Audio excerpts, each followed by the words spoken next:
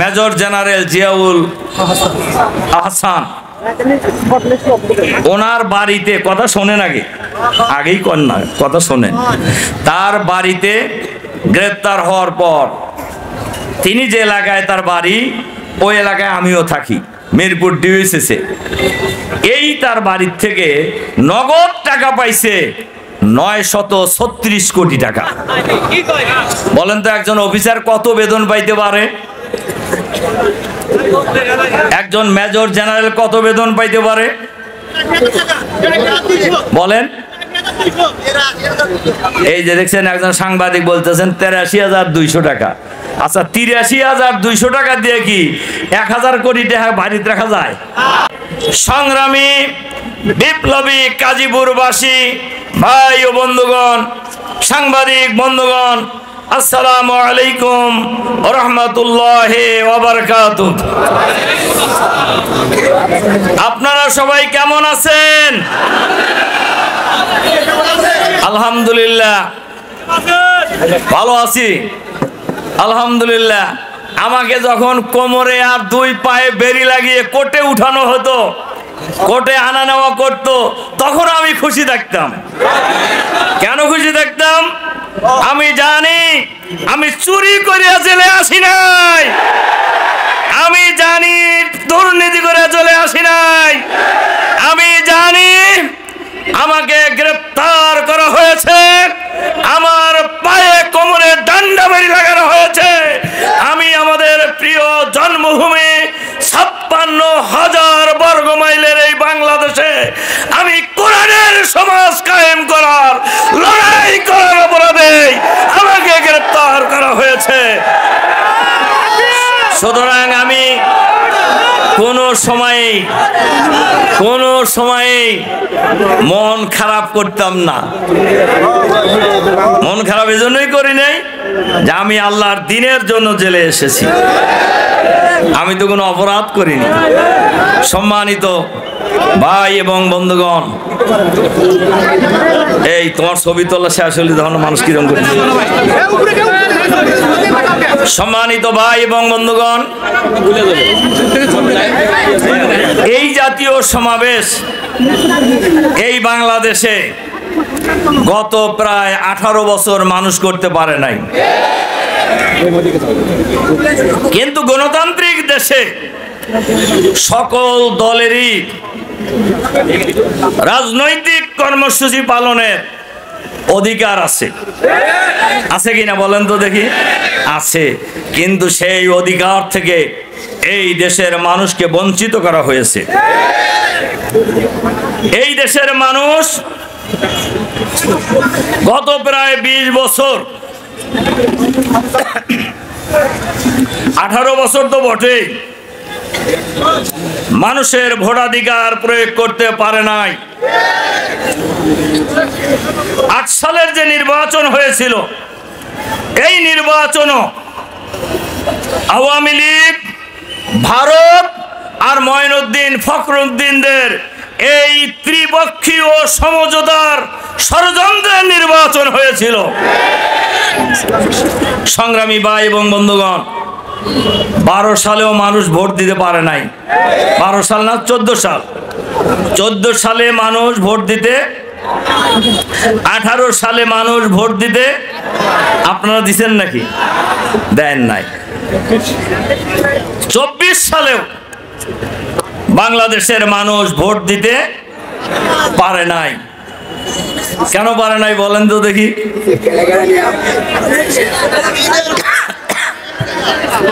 এমনকি আমি আজকের এই মিটিংয়ে যারা পালিয়ে গেলেন তাদের লোকও আছে, আমি জানি সবাই আছে, সব দলের লোক এখানে আছে। আমার ধারণা আওয়ামী লীগের লোকেরাও ভোট দিতে পারে নাই। কেন পারে নাই? ভোট দেওয়ার দরকার হয় নাই, ভোট অন্য লোকেরা দিছে। কিন্তু একটি গণতান্ত্রিক দেশে নির্বাচনী ব্যবস্থা যদি জারি না থাকে, তাহলে কি জনগণ তাদের পছন্দের প্রতিনিধি নির্বাচন করতে পারে? এটা পারে নাই মানুষ। এজন্যই ক্ষমতায় থাকার জন্যই খুন, গুম, গ্রেপ্তার, গণহত্যা, এটা ছিল বাংলাদেশের মানুষের জন্য নিত্য নৈমিত্তিক ব্যাপার। 9 সালের পর থেকেই এই দেশের মানুষ ভোটের জন্য, গণতন্ত্রের জন্য, অন্যায়ের বিরুদ্ধে আন্দোলন করেছেন, সংগ্রাম করেছেন। যারা এই আন্দোলন সংগ্রাম করেছেন তাদেরই কুটুটি চেপে ধরা হয়েছে, তাদেরকেই হয় খুন করা হয়েছে, অথবা গুম করা হয়েছে, অথবা গ্রেপ্তার করে কারাগারে পাঠানো হয়েছে। এর বাইরে তো কিছু ছিল না। দেখেন, এবারের যে আন্দোলনটা হলো, এই আন্দোলন শুরু করছিলেন কারা জানেন নাকি আপনারা? কারা? ছাত্ররা। এটা কি কোনো দলের আন্দোলন ছিল? এই আন্দোলন ছিল ছাত্রদের অধিকার আদায়ের আন্দোলন। সে অধিকারটা কি ছিল শুনে যান আজকে। কোটা বিরোধী আন্দোলন। কোটা ছিল কিসের? কোটা ছিল হলো, কথা ভালো করে শুনে যান, শতকরা 5 ভাগ মানুষের জন্য কোটা ছিল 56 ভাগ, আর 95 ভাগ মানুষের জন্য কোটা ছিল হলো 44 ভাগ। যে আন্দোলনে অনেক আওয়ামী লীগের পরিবারের সন্তানেরাও অংশগ্রহণ করেছিলেন তাদের অধিকার আদায়ের জন্য। এই যে দেখেন, এই আন্দোলনে এখনো আছে বৈষম্য বিরোধী ছাত্র আন্দোলনের অন্যতম নেতা এই যে সার্জিস, ও কিন্তু ছাত্রলীগের নেতা ছিল। এরাও এই অধিকার আদায়ের জন্যই এই আন্দোলনে অংশগ্রহণ করেছিলেন, যার কারণে এই আন্দোলনও তারা সহ্য করতে, এই আন্দোলন যারা করেছেন তাদের বুকে গুলি চালানো হয়েছে, তাদের উপর গণহত্যা চালানো হয়েছে, প্রায় 2000 লোককে হত্যা করা হয়েছে। কিন্তু মানুষ হত্যা করেও শেষ রক্ষা হয় নাই। হয়েছে? বলেন হয়েছে কি না? শেষ রক্ষা কিন্তু হয় নাই। এ দ্বারা বোঝা যায় বাংলাদেশের মানুষ অন্যায়ের বিরুদ্ধে প্রতিবাদকারী, বাংলাদেশের মানুষ অন্যায়ের বিরুদ্ধে প্রতিরোধ করে তোলা জানে। অতীতেও কোন স্বৈর শাসককে বাংলাদেশের মানুষ বরদাস্ত করেনি। জুলুম নির্যাতনের বিরুদ্ধে ঐক্যবদ্ধ প্রতিরোধ করে তুলেছে। এবারও সেই আন্দোলনই হয়েছে। সেই আন্দোলনকারীদেরকে বলা হয়েছে এরা রাজাকারের বেটা। বলেন রাজাকার কয়জন লোক ছিল 71 সালে? যেমন আমাদের বাড়িতে ছিল মুক্তিযুদ্ধের ক্যাম্প, আমার বাবা ছিল মুক্তিযুদ্ধের অন্যতম সংগঠক। আমাকে যদি কেউ রাজাকারের বেটা বলে, কথাটা কি ঠিক হবো? বলেন ঠিক হবে কিনা? বাংলাদেশে এখন যারা শিক্ষা প্রতিষ্ঠানে পড়াশোনা করে, এগারে বাপরা তখন কত বড় ছিল, রাজাকার হওয়ার বয়সও তো হয়েছিল না? হয়েছিল। এটা ছিল হলো মানুষকে দমন করার একটা স্লোগান। এর উত্তরে কি বলছেন ছাত্ররা? ছাত্র ছাত্রীরা দেখেন মজার ঘটনা দেখেন। আমি কে? রাজাকার। তুমি কে? বলছে কে? স্বৈরাচার। তার মানে রাজাকার এই স্লোগান হলো স্বৈরাচারের স্লোগান। আমার কথা কি বুঝতে পারছেন আপনারা? এবং এই কথা বলার পর ছাত্ররা বেশি নামছে না কম নামছে? অনেক বেশি নামছে, অনেক বেশি নামছে। কোন সময় বাড়াবাড়ি করাটা ভালো নয়। এই আন্দোলন যখন কোনোভাবেই ঠেকানো যাচ্ছিল না, তখন সরকারের একজন প্রভাবশালী মন্ত্রী, আমি নাম বলতে চাই না তার, তিনি বললেন যে এই আন্দোলন দমন করার জন্যই ছাত্রলীগই যথেষ্ট। পরে কি ছাত্রলীগের পাওয়া গেছে? বলেন পাওয়া গেছে কিনা? পাওয়া যায় নাই। যারা প্রধানমন্ত্রীকে ঘিরে ধরেছিলেন তেল মালিশ করছেন, তাগারে কাউকে পাওয়া গেছে? বলেন তো, উনি পালানোর সময় তাদের পাওয়া গেছে? পাওয়া যায় না। এই জন্য দাম্ভিকতাটা কোনো সময় ভালো ফল দেয় না। একজন বিচারপতি উনি সাইদি সাহেবকে ফাঁসি দিয়ে এসে আপনার এতে কি বলে টকশোতে আস্ফালন করে বলতেন যে আজ সাইদি সাহেবকে ফাঁসি দিয়ে আসছি। এই বিচারপতি এখন কোথায় পাওয়া গেছে আপনারা জানেন নাকি? কোথায় পাওয়া গেছে? উনি কিন্তু আওয়ামী লীগের কিছু না। আমার কথা কি বুঝতে পারছেন? উনি কিন্তু আওয়ামী লীগের কিছু না, কিন্তু কথা বলার সময় এমন ভাব দেখাইছে যে শেখ হাসিনার উপরে। তাকে পাওয়া গেল কোন জায়গায়? সিলেটের বর্ডারে জঙ্গলের মধ্যে কলার পাতা গায়ে দেওয়া অবস্থায়। আর জনগণ তাকে নিয়ে এসছে কিভাবে? গলায় গামছা লাগায়া। আচ্ছা বলেন তো, দেখে কাজীপুরের গ্রামে গলায় গামছা লাগায় কাগারে বীরহংস শেষরা চোর যারা, তাদেরকে গলায় গামছা লাগায়। আমার কিন্তু এগুলো বলার উদ্দেশ্য আজকে না, আমি পরিস্থিতি বোঝার জন্য বলতেছি, পরিস্থিতি বোঝার জন্য বলতেছি। দাম্ভিকতা কারোর জন্যই ভালো নয়। অহংকার আল্লাহ পছন্দ করেন না। যারাই দাম্ভিকতা দেখিয়েছেন, যারাই অহংকার করেছেন, যারাই মানুষকে পাখির মতো গুলি করে হত্যা করেছেন, এই পুলিশ বলেন, র্যাব বলেন, এরা এখন কোথায়? হয় এই সমীরণ বাবাদের বেতন ট্যাক্সের পয়সা দিয়ে, সলিমুদ্দি কলিমুদ্দিদের ট্যাক্সের পয়সা দিয়ে আপনার বেতন দেওয়া হয়, তাহলে আপনি জনতার উপর গুলি চালানোর এত খায়েশ হয়েছিল কেন? এর কারণ কি জানেন? সরকারের ছত্রছায়ায় এই সকল কর্মকর্তারা ব্যাপকভাবে লুটপাট করেছে। র্যাবের ডিজি ছিলেন, র্যাবের ডিজি ছিলেন, যাকে আপনার হেলিকপ্টারে পালায় যাওয়ার সময় আবার হেলিকপ্টার ফিরাই নিয়ে এসে তাকে গ্রেপ্তার করা হয়েছে, জেলে আছে। নাম জানেন নাকি? Major general Ziaul Ahsan.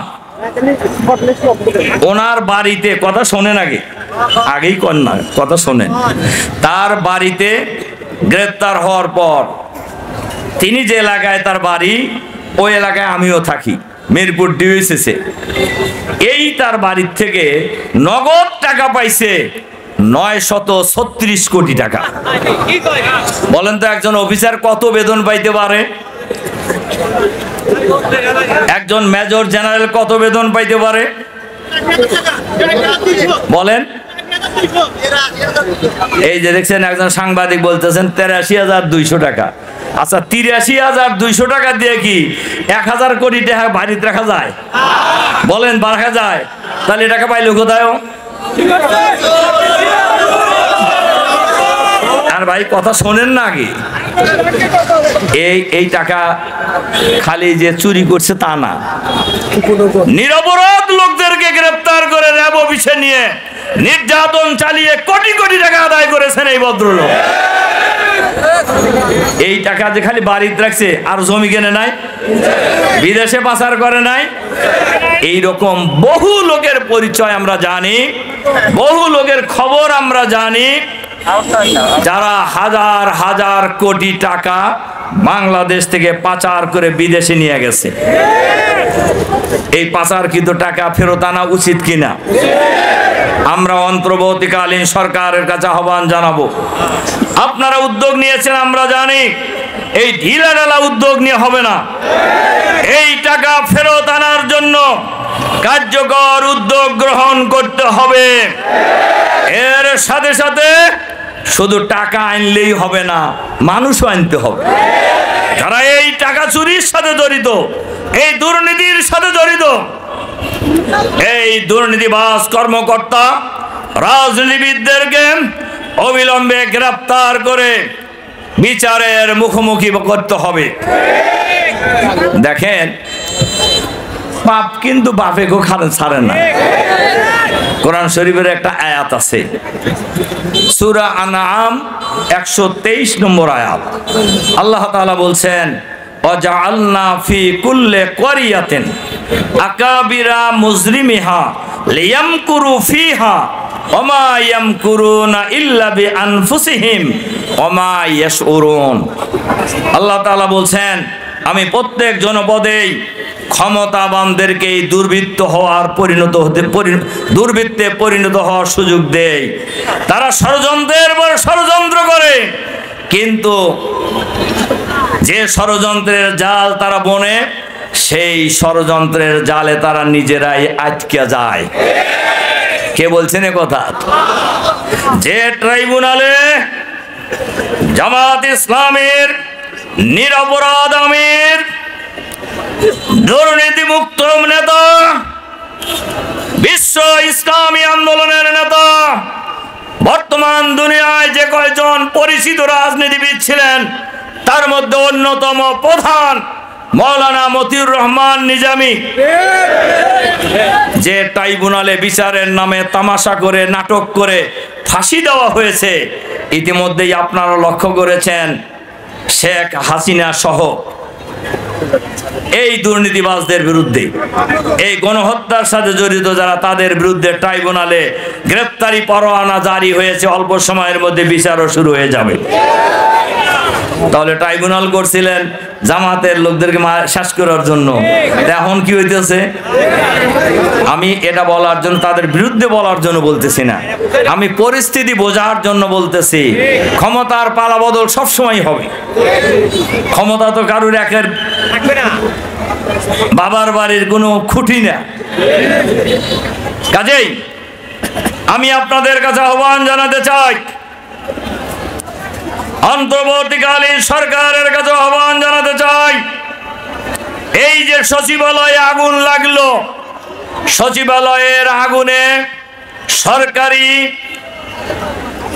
সরকারের পক্ষ থেকে বলা হয়েছে এটি একটি বড় নাশকতার অভিযোগ তারা পেয়েছে। আমরা অন্তর্বর্তীকালীন সরকারের কাছে আহ্বান জানাবো, আমরা এটাও শুনেছি তদানীন্তন সরকারের মুখ্য সচিব তো বোঝেন আপনারা, প্রধানমন্ত্রীর প্রধান সচিব থাকে কয়জন? 2 জন। একজন হলো ক্যাবিনেট সচিব, যাকে মন্ত্রী পরিষদ সচিব বলা হয়, আর একজন হলেন মুখ্য সচিব। এই মুখ্য সচিব সাহেবের অফিসে ছিল হলো হাজার হাজার কোটি টাকা পাচারের, চুরি করার বিভিন্ন নথিপত্র, এগুলি পড়ায় দেওয়া হয়েছে।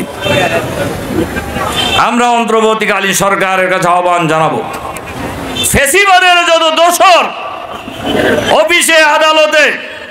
অফিসে আদালতের বাইরে আছে, সবাইকে চিহ্নিত করে বিচারের মুখোমুখি করতে হবে। সম্মানিত ভাই এবং বন্ধুগণ, অনেকেই অবশ্য আশায় আছে ঠুস করে আবার বাংলাদেশে এসে পড়ব। আপনাদের বলে যাই, ফ্যাসিবাদের দোসর যারা, কোন ফ্যাসিবাদী শাসক যখন পালিয়ে গিয়েছে, পৃথিবীর ইতিহাসে ফিরে আসার কোন ইতিহাস নাই, এটা তো আপনারা জানেন। সংগ্রামী ভাই এবং বন্ধুগণ, এইটা শুইনা যারা লাফালাফি করতে চায়, নড়াচড়া করতে চায়, আপনাদের বলে যায় আপনাদের নেত্রী আর ফিরবে না। তার কারণ ফিরবে কিভাবে? র্যাব ছিল, পুলিশ ছিল, বিডিআর ছিল, আর্মি ছিল, সচিবালয় ছিল, আরো বহু কিছু ছিল, এগুলো রেখে চলে গেছে না? এখন কি কিছু আছে? নাই। তাহলে আসবে কেমনে? এটা কেউ বিশ্বাস করবে? কাজে আমি আর বাকিটুকু বললাম না।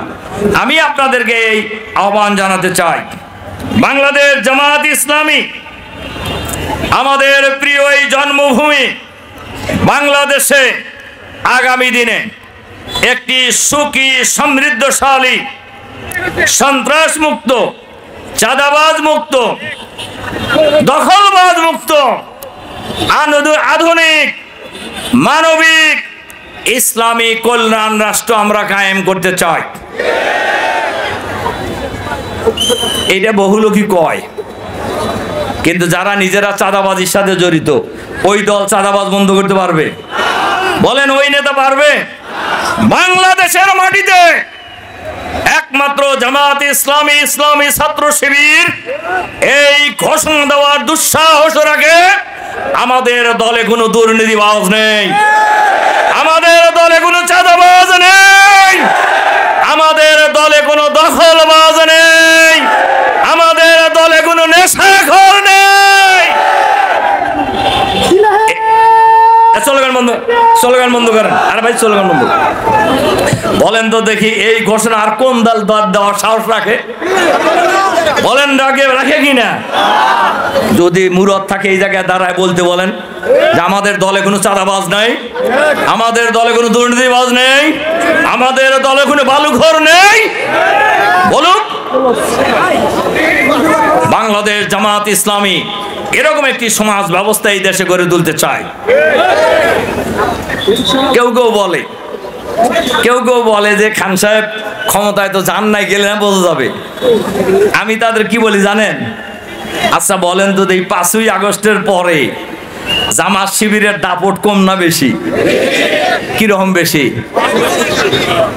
সাবেক প্রধানমন্ত্রী, আমি দামি প্রধানমন্ত্রী বলি, উনি এই পালায় যাওয়ার আগেও বলছে না আন্দোলন কারা করতেছে, বলছে কিনা বলেন? সবাই জানে। এই 5ই আগস্টের পরিবর্তনের পর জামাত শিবির চাইলে চাঁদাবাজি কিছু করতে পারতো না? পারতো কিনা বলেন? দখল টখল করতে পারতো কিনা? বালু মহলে যাইতে পারতো কিনা? গেছে কোনো জায়গায়? কথা পরিষ্কার আমাদের, আপনারা শুনে যান। জামাতের কোন লোক যদি যায়, আর যাই হোক না কেন, তিনি জামাতে থাকতে পারবেন না,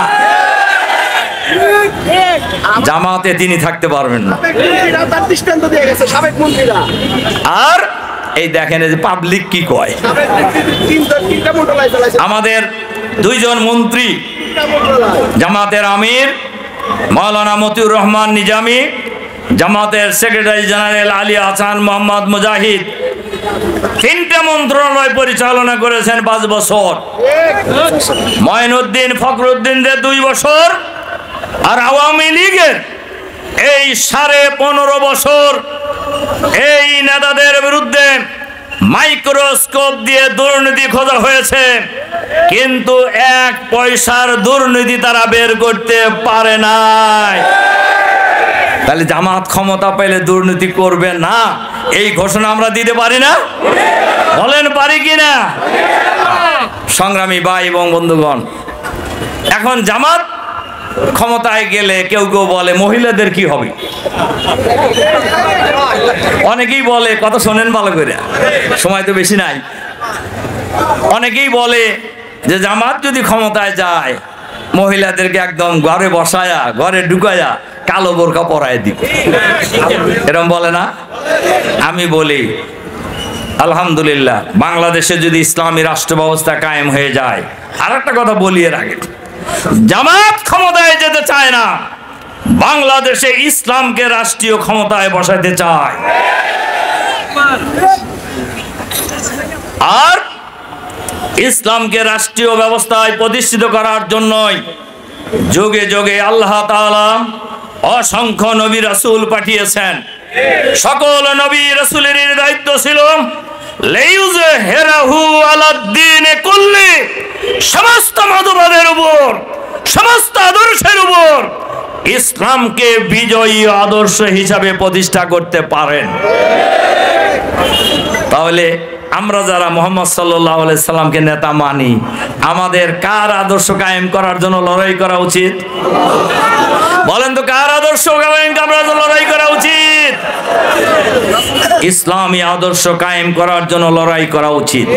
এটা সকল মুসলমানের জন্য ফরজ। সকল মুসলমানের জন্য কি ফরজ? বাংলাদেশ জামাত ইসলামী এই কারণেই এই সংগ্রাম করছে বাংলাদেশে। যে কথা বলতেছিলাম মহিলাদের ব্যাপারে, আমরা পরিষ্কার বলি, বাংলাদেশে যদি জামাত রাষ্ট্রের ইনশাআল্লাহ আমরা রাজা হব না। অতীতে যারাই যায় দেশ শাসন করেছেন তারা মনে করেছেন নিজেরা রাজা, আর দেশের মানুষকে মনে করেছেন তারা প্রজা। আমরা রাজাও হব না, এদেশের জনগণকে আমরা প্রজাও বানাবো না। এদেশের জনগণ আমাদের ভাই, ভাই হিসাবে আমরা সবাই তার ঐক্যবদ্ধভাবে থাকবো ইনশাআল্লাহ। যে কথা বলতেছিলাম, জামাত যদি ক্ষমতায় যায়, মেয়েদের পড়াশোনার জন্য স্কুল থাকবে, কলেজ থাকবে, বিশ্ববিদ্যালয় থাকবে, বিসিএস পরীক্ষা দেবে, পুলিশ অফিসার হবে, আর্মি অফিসার হবে, বিসিএস অফিসার হবে, সচিবালয়ের সচিব হবে, ব্যাংকের ম্যানেজার হবে, সবই হবে মহিলারা ইনশাআল্লাহ। শুধু শুধু একটু শিক্ষা প্রতিষ্ঠান আলাদা করে দেওয়া হবে। এতে ভালো হবে না খারাপ হবে? বলেন, ভদ্র মহিলাদের জন্য ভালো হবে না খারাপ হবে? ভালো হবে। চান না আপনারা সেটা? বলেন চান কি না? চাই। আবার আরেকটা কথা, এখন তো বাংলাদেশে দেখবেন গ্রামে গঞ্জে নগরে বন্দরে বাংলার প্রতিটি প্রান্তরে সচিবালয় থেকে শুরু করে সর্বত্রই একটা আওয়াজ উঠছে। খেয়াল করে দেখছেন কিনা আপনারা? সে আওয়াজ কি বলতে পারবেন নাকি? সে আওয়াজ হলো, সব দল দেখা শেষ, এবার দেখবো জামাত ইসলামী বাংলাদেশ। এই আওয়াজ উঠছে না গ্রামে গঞ্জে? আপনি চা স্টলে বসে দেখেন কি কয় লোকেরা, সচিবালয়ে যা দেখেন লোকেরা কি বলে। তখনই তো এই প্রশ্নগুলি উঠছে। তখন বলতেছে যে অবস্থা তো সেই দিকেই যাইতেছে, হিন্দুদের কি হবে, অমুসলিমদের কি হবে, এইটা কয়া আবার এরকম দেখায়। এরকম বলেন নাকি? কি মানে সাইজ করবো আর কি। মুসলিম আছে ভাই। আমি এখানে যে সকল অমুসলিম ভাই এবং বোনেরা আছেন, অথবা আমার মাইকের শব্দ যত যায় সেই অঞ্চলে যারা আছেন, তাদেরকে বলি, ইসলাম যদি রাষ্ট্রীয়ভাবে প্রতিষ্ঠিত হয়, জামাত যদি রাষ্ট্রীয় ক্ষমতা চালানোর সুযোগ পায়, সবচাইতে বেশি অধিকার পাবে অমুসলিমরা। আমরা বাংলাদেশের সবচেয়ে বড় মন্দির ঢাকা ঢাকেশ্বরী মন্দির, এই 5ই আগস্টের পরে আমাদের নেতা ডক্টর শফিকুর রহমানের নেতৃত্বে আমরা সেখানে গিয়েছি। সকল নেতৃবৃন্দের সাথে, অমুসলিম সকল নেতৃবৃন্দের সাথে আমাদের মিটিং হয়েছে। সে জায়গায় আমরা বলেছি, আপনারা নিজেরা সংখ্যালঘু মনে করেন কেন? বাংলাদেশ জামাত ইসলামী অমুসলিমদেরকে সংখ্যালঘু মনে করে না। তারা আমাদের ভাই, তারা এদেশের নাগরিক। নাগরিক হিসাবে তাদের যে অধিকার, সেই অধিকার তারা সব পাবে। 2, তাদের সকল ধর্মীয় অধিকার তারা পাবে। একজন মুসলমান তার যেমন ধর্মীয় অধিকার পাবে, একজন অমুসলিম ভাই বোনেরও ধর্মীয় অধিকার নিশ্চিত করার দায়িত্ব ইসলামী সরকারের। আমরা বলেছি, এবারের 5ই আগস্টের পরে জামাত শিবিরের লোকেরা অমুসলিমদের মন্দির পাহারা দিয়েছে, বাড়িঘর পাহারা দিয়েছে, ব্যবসা প্রতিষ্ঠান পাহারা দিয়েছেন। ইসলামী রাষ্ট্র যদি হয়ে যায়, তাহলে কোনো দলের মন্দির পাহারার প্রয়োজন হবে না। ইসলামী সরকারের দায়িত্ব অমুসলিমদের জান মাল ইজ্জত আবরুর নিরাপত্তা বিধান করার প্রধান দায়িত্ব গভর্নমেন্টের। সরকার সেই দায়িত্ব পালন করবে ইনশাআল্লাহ। সুতরাং ইসলামী রাষ্ট্র যদি কায়েম হয়ে যায়, আরেকটা প্রশ্ন আছে, চোরের হাত কাটবেন কখন? আমরা বলি শেষরা চোরের হাত আমরা কাটবো না। আমরা কাটবো হলো যারা হাজার হাজার লক্ষ লক্ষ কোটি টাকা বাংলাদেশ থেকে লুটপাট করে ব্যাংকগুলি ফকলা করে ফেলেছে, এই বড় বড় চোরদের শাস্তি হবে। আপনারা চান না? বলেন চান কারা? চান কিনা? আলহামদুলিল্লাহ। সংগ্রামী ভাই এবং বন্ধুগণ, একটু স্লোগান বন্ধুগণ। সংগ্রামী ভাই এবং বন্ধুগণ, ইসলামী রাষ্ট্র যদি প্রতিষ্ঠিত হয়ে যায়, জনগণের সকল অধিকার নিশ্চিত করা হবে, মানুষের ভোটাধিকার নিশ্চিত করা হবে, বাংলাদেশের মানুষের মা বোনদের কথা বলছিলাম, ইসলামী রাষ্ট্র যদি বাংলাদেশে চালু হয়, একজন সুন্দরী রমণী টেকনাফ থেকে তেঁতুলিয়া, রূপসা থেকে পাথুরিয়া, একজন সুন্দরী রমণী একই চলবে, তার সতীত্ব হরণ করার কোন দুর্বৃত্ত এই সমাজে খুঁজে পাওয়া যাবে না। যদি কোনো দুর্বৃত্ত এই ধরনের চোখ রাঙ্গিয়ে তাকায় কোন সুন্দরী রমণীর দিকে, তার খার মটকায় দেওয়া হবে বাংলাদেশের মাটিতে। সুতরাং এই জাতীয় একটি সমাজ ব্যবস্থা এই দেশে চালু হোক। আপনারা চান না এটা? বলেন কারা কারা চান, বলেন তো এই সমাজ চাই। সংগ্রামী ভাই, আলহামদুলিল্লাহ, সংগ্রামী ভাই এবং বন্ধুগণ, আচ্ছা বলেন তো দেখি, এই একটু আরে ভাই রাখেন তো স্লোগান। এরকম একটি সমাজ যদি চালু করতে হয়, খালি চাইলেই হবে? হ্যাঁ, না কাজ করতে হবে? আমি আপনাদের কয়েকটা কাজ দিতে চাই, কি বলেন? এক নাম্বার কাজ হলো আল্লাহর আইন চাই, সৎ লোকের শাসন চাই। এই স্লোগান গাজীপুরের প্রতিটি অলিতে গলিতে পৌঁছে দিতে হবে, সকল মা বোনদের কাছে পৌঁছে দিতে হবে। দুই, গাজীপুরের জনগণকে ঐক্যবদ্ধ করতে হবে। আমরা আগামী দিনে এই দেশকে আমরা শোষণ মুক্ত দেশ দেখতে চাই, দুর্নীতি মুক্ত দেশ দেখতে চাই, আমরা আধুনিক বাংলাদেশ দেখতে চাই ইনশাআল্লাহ। আর আমাদের জেলা আমির সাহেব, আপনাদের এই গাজীপুরের কৃতি সন্তান, চেনেন তো আপনারা? উনি অনেকগুলি দাবি করছে আমাদের কাছে। আমরা তো এখন মানুষ মনে করে যে আমরাই মনে হয় চালাইতেছি। আসলে কি কথা ঠিক? আসলে কিন্তু কথা মোটেই ঠিক না। কিন্তু আমরা চেষ্টা করব গাজীপুরের উন্নয়নের জন্য, যেখানে যা বলার সুযোগ আছে আমরা বলবো ইনশাআল্লাহ। ইনশাআল্লাহ আপনারা গাজীপুরকে আপনারা আধুনিক গাজীপুর হিসেবে দেখতে চান কিনা? আমরা এই গাজীপুরকে আমরা একটি সুন্দর গাজীপুর হিসেবে গড়ে তুলতে চাই। আপনারা চান না সেটা? চাঁদাবাজ মুক্ত গাজীপুর চাই, চান কিনা? কারা কারা চান চাঁদাবাজ মুক্ত গাজীপুর? চাঁদাবাজ মুক্ত গাজীপুর চাইলে চাঁদাবাজ মুক্ত নেতা দরকার। কি ঠিক আছে কিনা বলেন তো দেই। এইটা বোঝার জন্য কি বেশি জ্ঞান লাগে? বলেন জ্ঞান লাগে নাকি? যার নিজের পাশার সাথে এক বস্তা পায়খানা, ও পায়খানা দূর করবো কি দিয়া? এটা বোঝার জন্য বেশি জ্ঞান লাগে? পণ্ডিত হওয়ার দরকার আছে? কিছুই হওয়ার দরকার নাই। এজন্য আসুন আমরা এই গাজীপুরকে আগামী দিনে আধুনিক গাজীপুর হিসেবে আমরা গড়ে তুলবো ইনশাআল্লাহ। আগামী দিনে গাজীপুর হবে সন্ত্রাস মুক্ত গাজীপুর, চাঁদাবাজ মুক্ত গাজীপুর।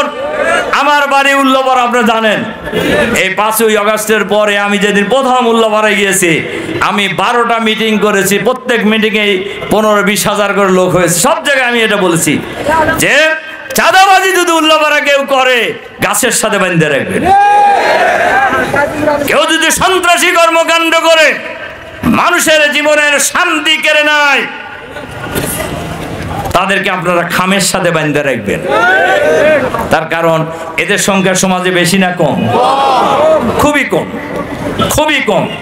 নিরীহ মানুষের সংখ্যা বেশি না কম? বেশি। কিন্তু নিরীহ মানুষগুলো এরকম করে থাকে, এরকম বোঝেন নাকি? এরকম করে থাকা যাবে না, গর্জে উঠতে হবে, গর্জে উঠতে হবে। তাই আসুন আমরা সবাই মিলে আগামী দিনে এই অঞ্চলকে একটি সুন্দর অঞ্চল হিসেবে গড়ে তোলার জন্য সন্ত্রাস মুক্ত, চাঁদাবাজ মুক্ত, নেশা মুক্ত, দুর্নীতি মুক্ত, বালু মুক্ত গাজীপুর আমরা গড়ে তুলবো ইনশাআল্লাহ। ইনশাআল্লাহ সেটার জন্য আপনাদের নেতারা আছে না? বলেন আছে কি না? আছে। এর জন্য সবাইকে ঐক্যবদ্ধ করে আসুন আমরা সামনের দিকে এগিয়ে যাই, সামনের দিকে এগিয়ে যাই। পিছনে 5ই আগস্টের পরে বাংলাদেশের মানুষ যে দ্বিতীয় স্বাধীনতা পেয়েছে, এই স্বাধীনতার পরেই বাংলাদেশের মানুষ এখন বাংলাদেশকে নতুনভাবে সাজানোর পরিকল্পনা নিয়ে অগ্রসর হচ্ছে এবং বাংলাদেশ হবে আগামী দিন নতুন বাংলাদেশ। আগামী দিনের বাংলাদেশ হবে স্বাধীন বাংলাদেশ ইনশাআল্লাহ। ইনশাআল্লাহ আমরা কারুর তাবেদারি মেনে নেব না, আমরা কাউকে প্রভু হিসেবে মানতে রাজি নই। আমরা বন্ধু চাই, আমরা কোনো প্রভু চাই না। আমার এই কথার অর্থ কি বুঝছেন নাকি আপনারা? গাজীপুরের মানুষ তো রাজনৈতিক সচেতন, বোঝার তো কথা। আমরা বন্ধু চাই, প্রতিবেশী রাষ্ট্রের সাথে আমরা বন্ধুত্বমূলক সম্পর্ক চাই, সমান দেওয়া নেওয়ার মধ্য দিয়ে, একতরফা দেওয়া না। আমার কথা কি আপনি বুঝতে পারছেন? আর আমরা বন্ধু চাই, আমরা প্রভু চাই না। বাংলাদেশের মানুষ তাবেদারের বিরুদ্ধে অতীতেও লড়াই করেছেন, এখনো লড়াই করবে, এখনো লড়াই করবে। বাংলাদেশের মানুষ এখনো আছে, আমরা আছি। আগামী দিনের বাংলাদেশ হবে সুন্দর বাংলাদেশ। আগামী দিনের বাংলাদেশ হবে ইনশাআল্লাহ আধুনিক বাংলাদেশ। আগামী দিনের বাংলাদেশ হবে ইসলামের বাংলাদেশ ইনশাআল্লাহ। সেই বাংলাদেশের প্রতিষ্ঠার লড়াইয়ে ঐক্যবদ্ধভাবে গাজীপুরের জনগণ আগামী দিনে ঐতিহাসিক ভূমিকা পালন করবেন, এই প্রত্যাশা রেখে আপনাদের প্রতি আবারও আন্তরিক সালাম এবং মোবারকবাদ জানিয়ে আপনাদের এই গাজীপুরের বিপ্লবী জনতাকে সাথে নিয়ে আগামী দিনে বাংলাদেশকে আধুনিক বাংলাদেশ গড়ার প্রত্যয় নিয়ে আমার বক্তব্য এখানে শেষ করছি। আল্লাহ হাফেজ। বাংলাদেশ জিন্দাবাদ, বাংলাদেশ জামাত ইসলামী জিন্দাবাদ, গাজীপুরের সংগ্রামী জনতা জিন্দাবাদ।